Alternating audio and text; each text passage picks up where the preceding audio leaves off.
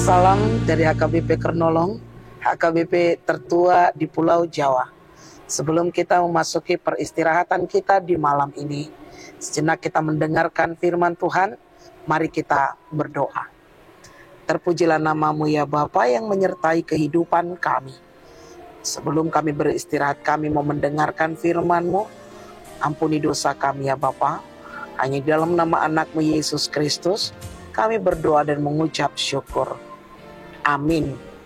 Firman Tuhan yang menjadi renungan dalam ibadah kita di malam ini sesuai dengan bacaan malam Almanak HKBP 2025 Sabtu 22 Februari 2025 dari kitab Roma pasalnya yang ke-11 dimulai dari ayatnya yang pertama hingga ayatnya yang ke-10 dan yang menjadi pembimbing renungan ayat ke-7. Jadi bagaimana? Israel tidak memperoleh apa yang dikejarnya, tetapi orang-orang yang terpilih telah memperolehnya, dan orang-orang yang lain telah tegar hatinya. Orang-orang yang terpilih dalam Tuhan.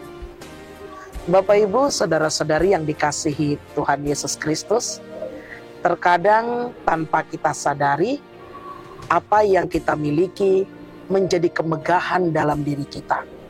Dan kemegahan itu seringkali didasari oleh karena kuat dan hebat kita. Inilah yang terjadi di tengah kehidupan bangsa Israel. Israel yang merasa sebagai umat pilihan Allah berusaha untuk mencari kebenaran dengan cara mereka sendiri, upaya mereka sendiri, tindakan mereka sendiri. Dan pencarian akan kebenaran itu melalui hukum Taurat dan berbagai aturan keagamaan yang mereka lakukan. Namun apa yang terjadi? Apakah mereka menemukannya? Ternyata tidak. Bapak Ibu saudara-saudari yang dikasihi Tuhan Yesus Kristus, sesuatu yang kita lakukan berdasarkan tenaga kekuatan hidup kita sendiri tanpa mengandalkan Tuhan, maka kita tidak akan pernah menemukan kebenaran akan Injil Tuhan. Tuhan Yesus Kristus memiliki konsep dalam pemilihan atas bangsa Israel. Apakah dasar kepemilihan itu didasari oleh kehebatan mereka? Tidak. Itu semua tidak didasarkan oleh perbuatan, tidak didasarkan oleh kebaikan, tetapi kepemilihan itu berdasarkan kasih karunia Tuhan yang sempurna. Artinya bahwa bangsa itu, bahwa kita di dalam kepemilihan yang telah Tuhan berikan, kita tidak bisa mengandalkan akan usaha kita.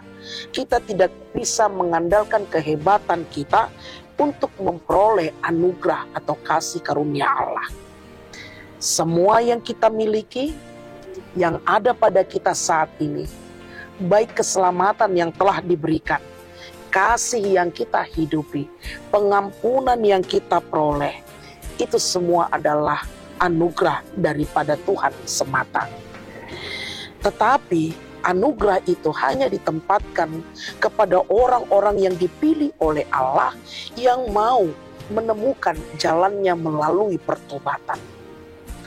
Allah yang memiliki kedaulatan menentukan siapa yang dapat menerima kasih karunia-Nya. Bapak Ibu saudara-saudari yang dikasihi Tuhan Yesus Kristus, firman ini mengajarkan kepada kita bagaimana hidup dalam kerendahan hati.